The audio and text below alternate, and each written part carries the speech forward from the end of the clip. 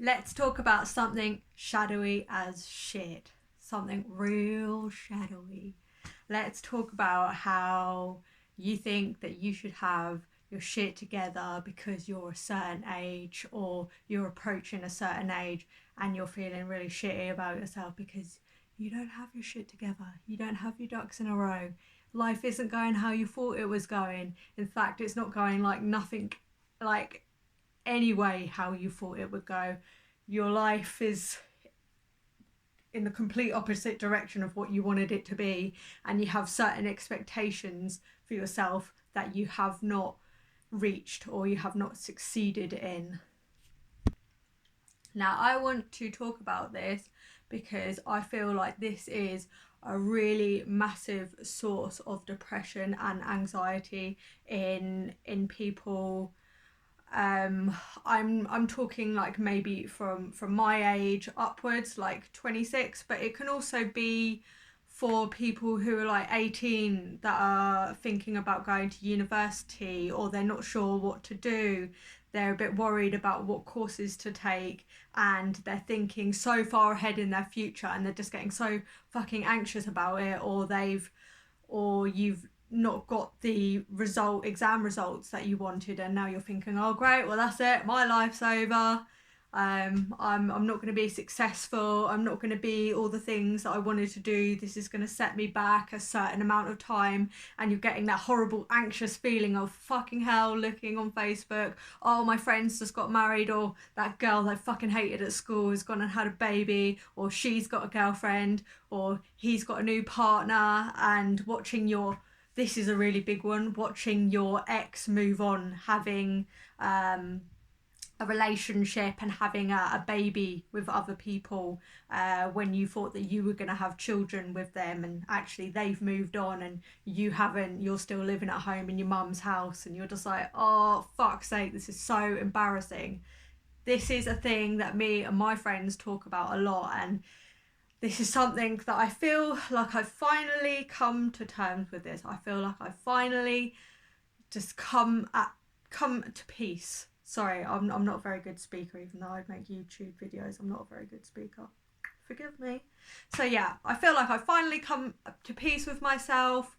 I finally just accepted that I am what I am. I'm not going to reach the milestones that I thought I would have reached by a certain age. And in fact, I've completely disregarded those milestones anymore and decided I don't give a fuck about them. And I truly feel 100 times happier than I felt probably a few months ago, even a month ago, because I've finally broken down, like, done some shadow work about it. I finally really explored all the things like having a baby, marriage, relationships, partner, not having a house, still living at home with my mum, failed marriages, etc. I finally come to terms with that, and now I want you to finally come to terms with it too, because it's fucking painful and it's upsetting, and you don't need to feel shit about yourself, and once you stop caring, you will be so much happier.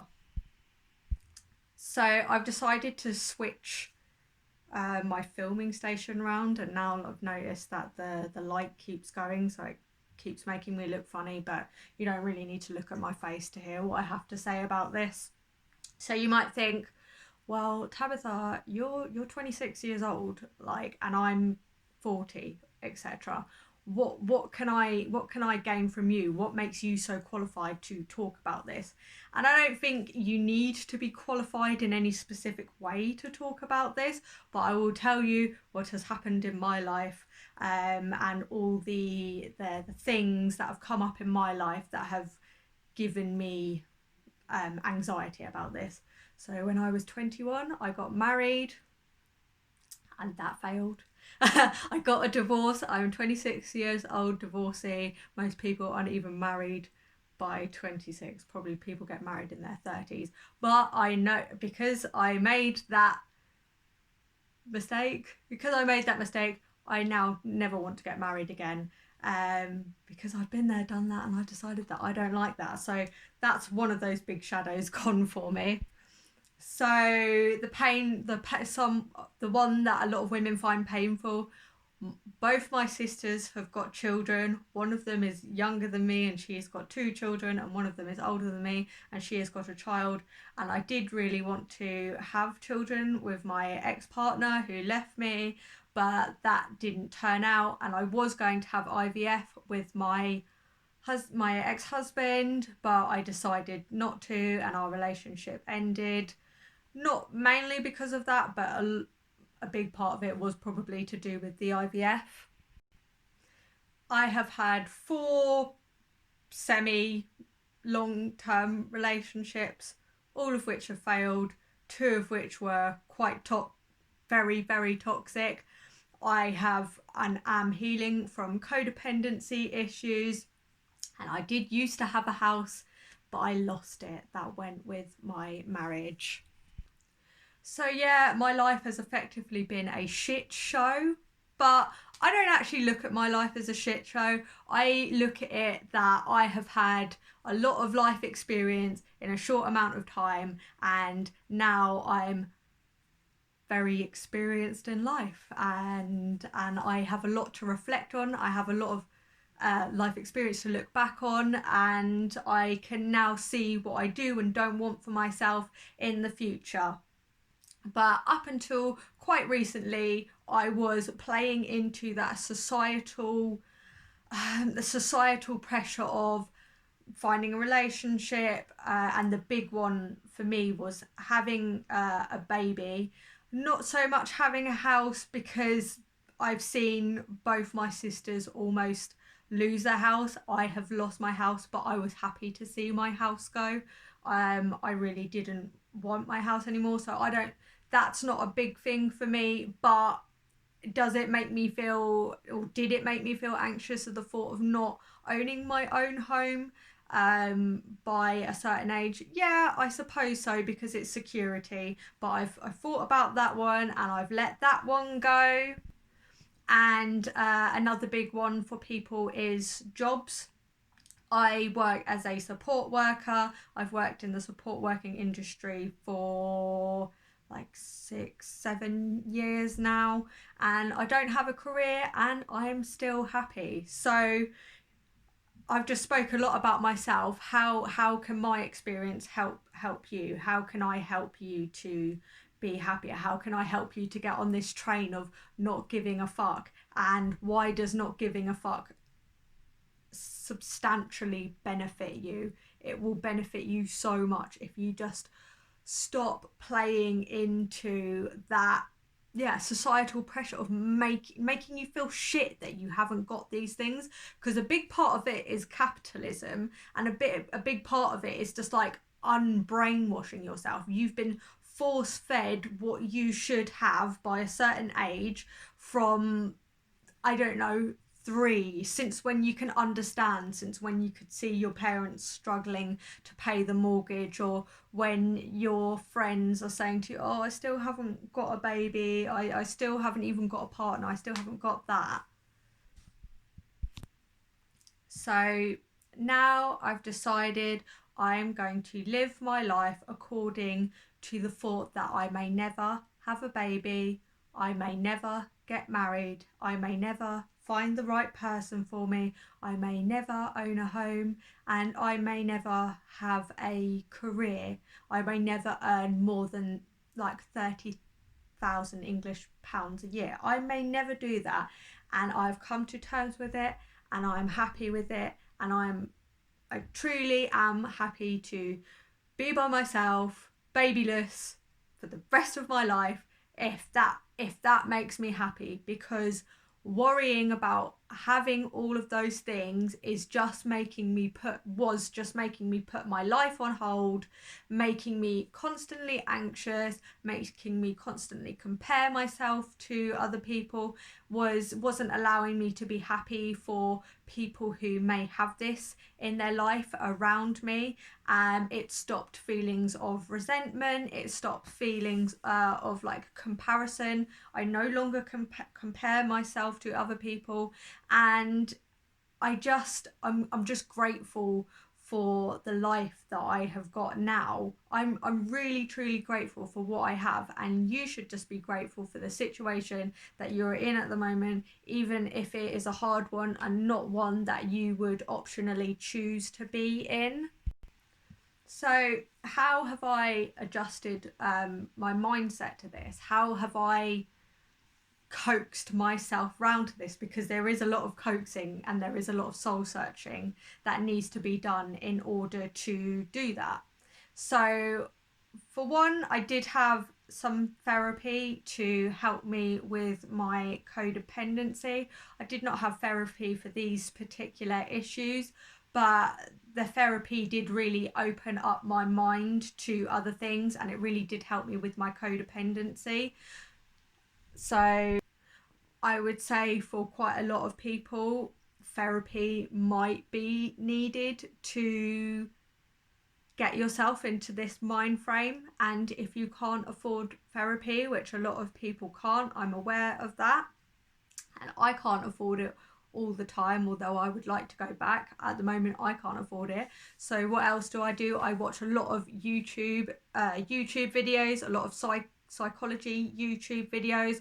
I watch a lot of people who talk about these kind of issues, and I follow people who live the lifestyle that I am currently living, because it just normalizes it for me. If you are somebody who would like children and don't have a partner and want children, and you're following a lot of Instagrammers and YouTubers who have children and who are in happy relationships and are constantly posting about their happy relationships, and you're feeling envious towards those people, I would say, like, clear your feed of them, because that's just going to be bombarding you with this message again and again and again, that this is what you don't have, this is what you don't have. And until you change your mindset, that's not helpful for you to see every day.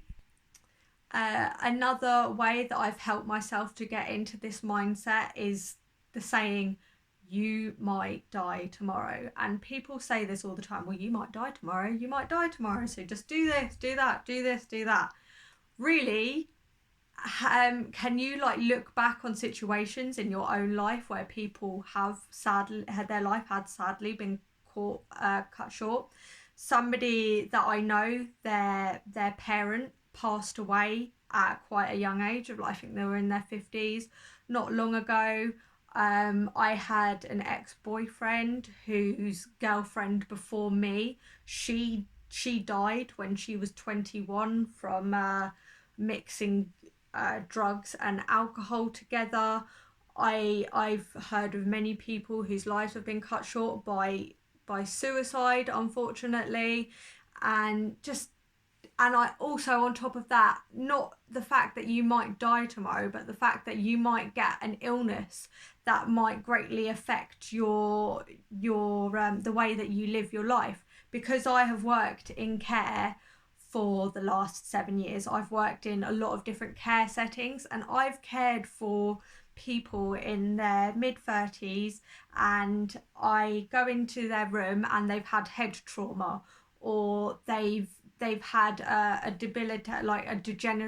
they've got a degenerative disease, and I can see pictures of them going traveling, having a great time, partying with their friends, all on the side, and unfortunately they've had like a spinal injury, or again like a head injury, and they can no longer live the life that they used to live. And they probably had the same societal pressures put upon them, and they were probably panicking about that. And unfortunately they will never, a lot of these people will never get to live the lives that they wanted to live, and they spent a long time thinking about what they wanted, and actually it never happened for them, and it never will happen for them. So this might sound quite morbid, but what you want may never happen, because it does happen. You may die, or you may get a disease, or you may get early onset dementia. You really don't know what's going to happen the moment that you step out your door, or even not even stepping out your door. You really don't know what curveball life is going to throw at you, and you're spending all your years, all your time thinking, oh, I wish I could do that, or why don't I have this, or why don't I have that, when really you should just be relishing the fact that you are able to do certain things, or you're able to live yourself you're able to live your life in the way that you live it now. So with all that being said, you just have to accept the circumstance that you are in right now, and just look at it that maybe your circumstance may never change. And a lot of people might find this hard to internalize, but you may never find the love of your life. And if that's the biggest, because that used to be the biggest want for me. That used to be the biggest want for me, to find the love of my life. And then I decided that I'm the love of my life. I am the person that I spend the rest of my life with. So until death do me part, I'm not leaving me. And I've just decided, you know who I'm going to marry, and you know who is the love of my life? Me, because I'm never fucking leaving me. So I'm just accepting that I have got me for the rest of my life, so I'm going to look after me. I'm going to love me. I'm going to treat me how I want to treat a partner. Because even if I do get a partner, or even if I do meet the love of my life, how do I know that they're not going to leave me, cheat on me, or pass away? I might meet the love of my life and a year later they pass away, and then I've still got me, and I would have reached my biggest achievement, what I would have thought was my biggest achievement in life, and it can cruelly be snatched away from you.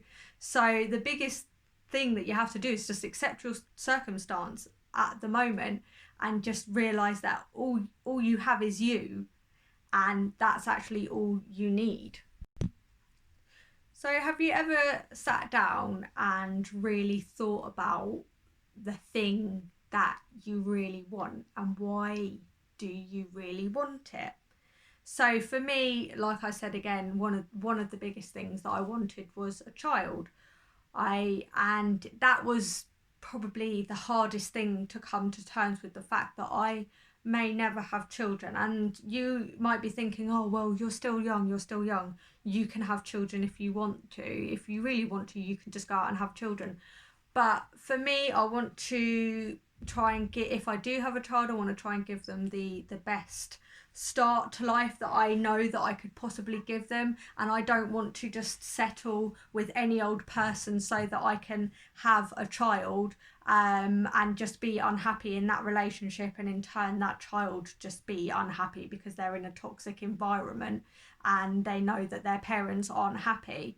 And you don't have to be in a relationship to have children, but I do want to, it's my own personal ethos that if I do have a child, I do really 100% want to try and give them the best that I possibly can.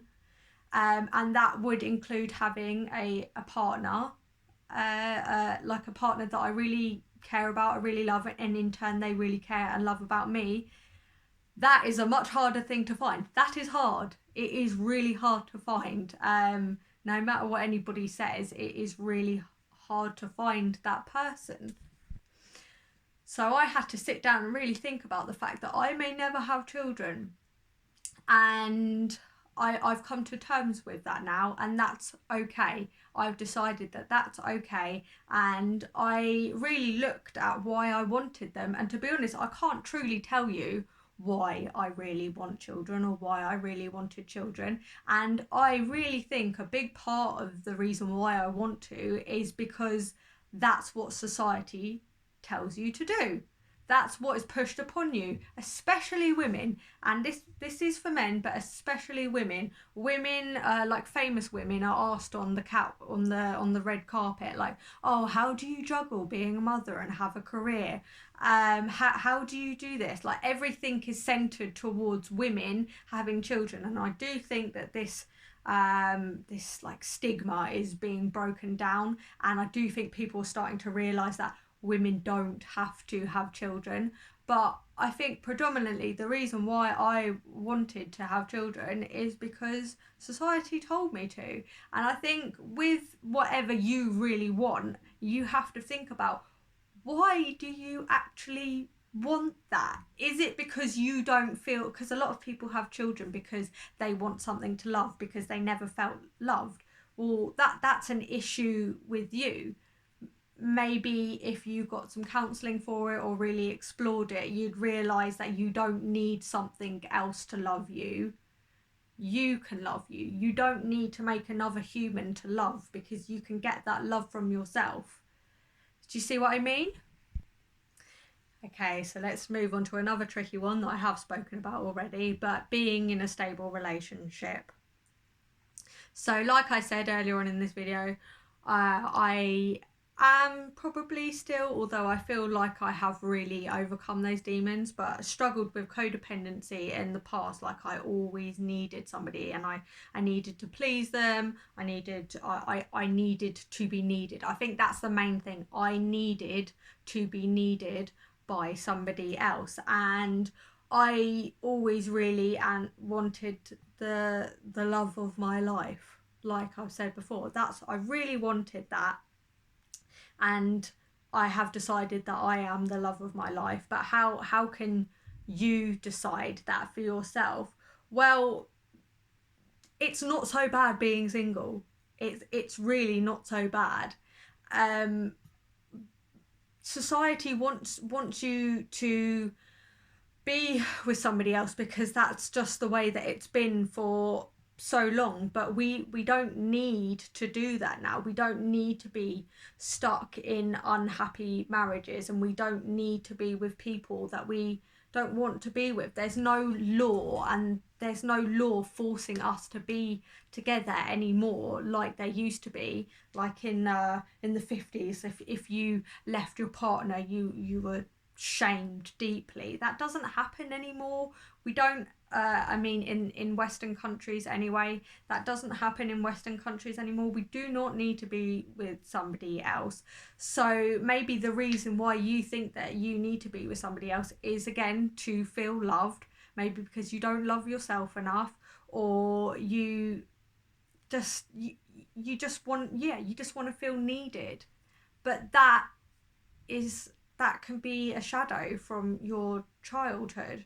You might never have felt like you were loved enough when you were a child, etc. And that might be manifesting itself and making you deeply unhappy in this present moment because you don't have somebody else to love. You might get somebody and they might be an absolute fucking dick, because you were so desperate to be with somebody. You might just accept any old arsehole, and they might make you much more unhappy than when you were single. So I think if this is something that you really want, you have to just come to terms with the fact that finding true love is very rare, and no, it's not impossible, but finding love with yourself, and I know it sounds so cliche to say, love yourself.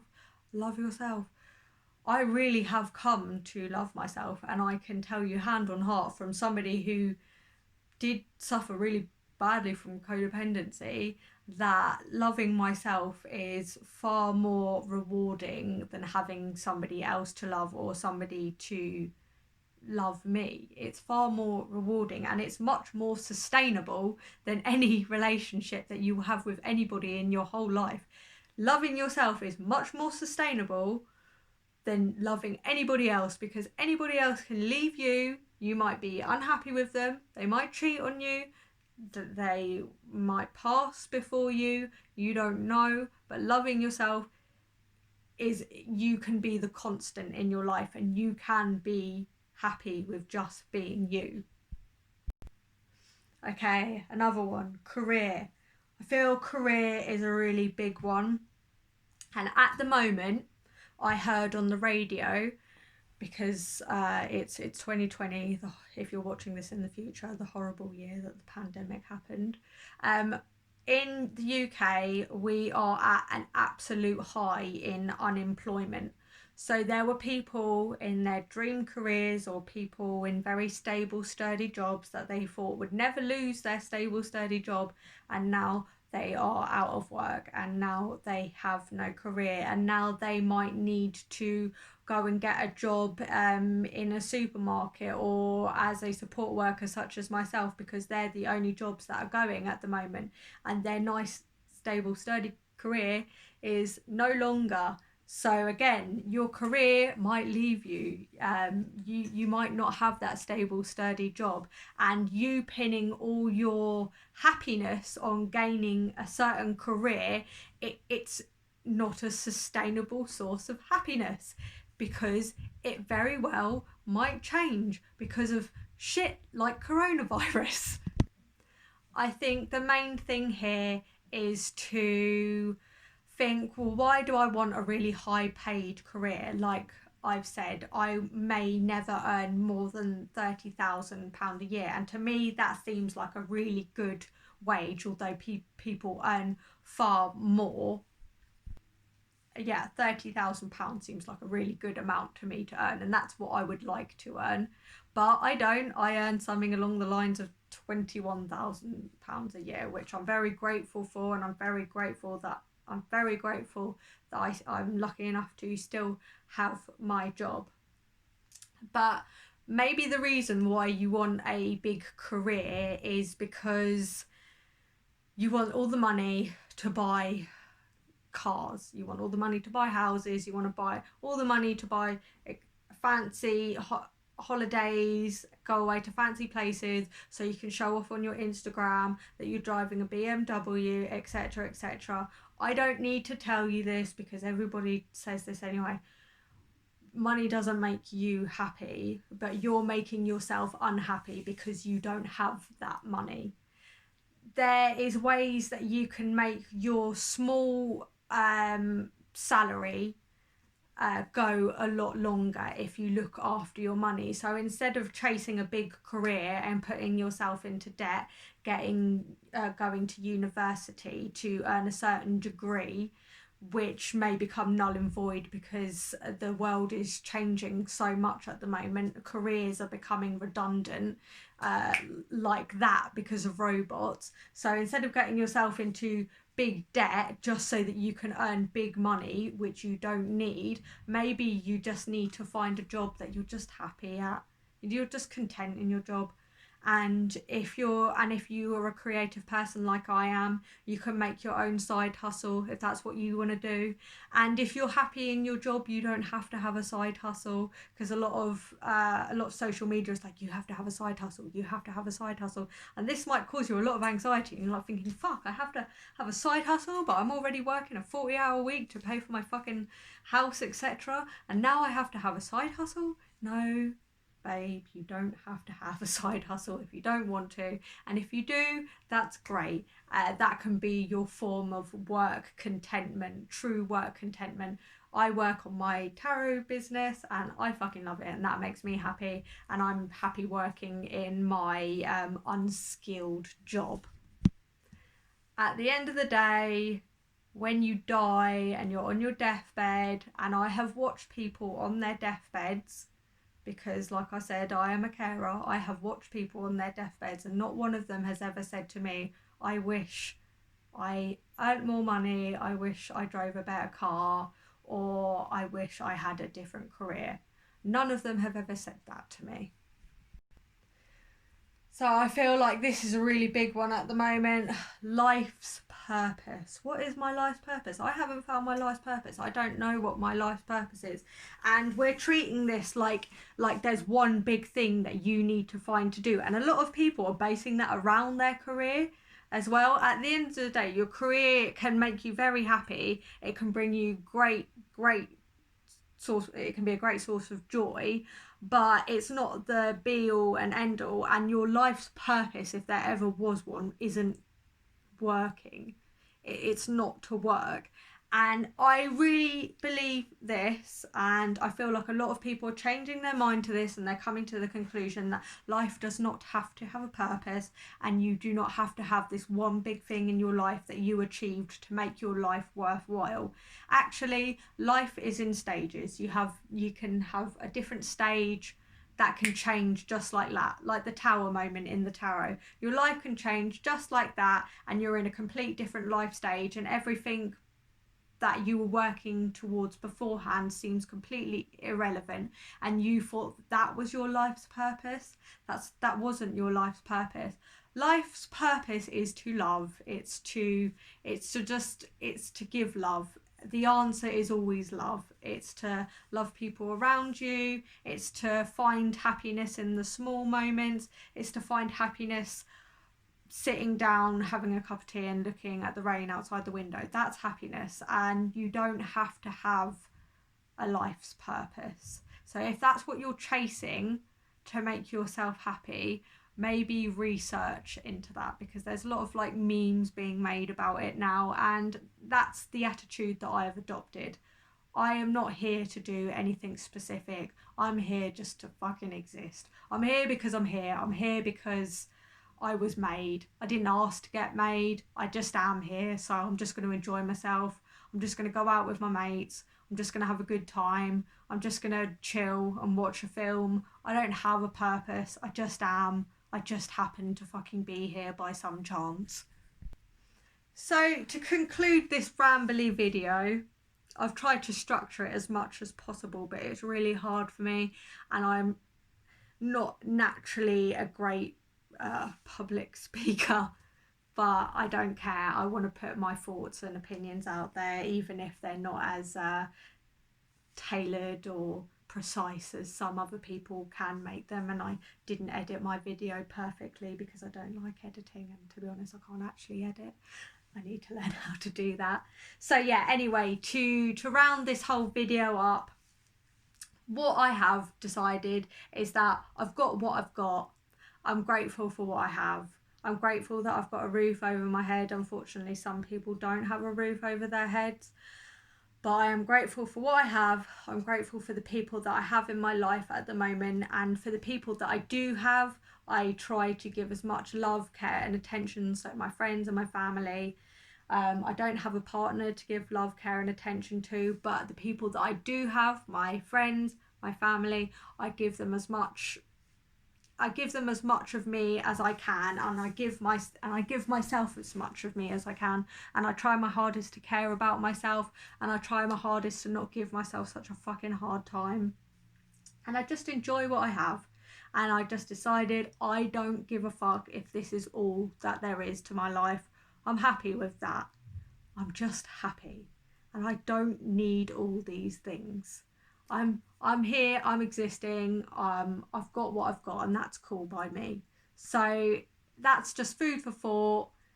If you like this video, give it a thumbs up, and if you've got some comments that you'd like to leave, put them down below. But basically, just enjoy what you have. Thanks.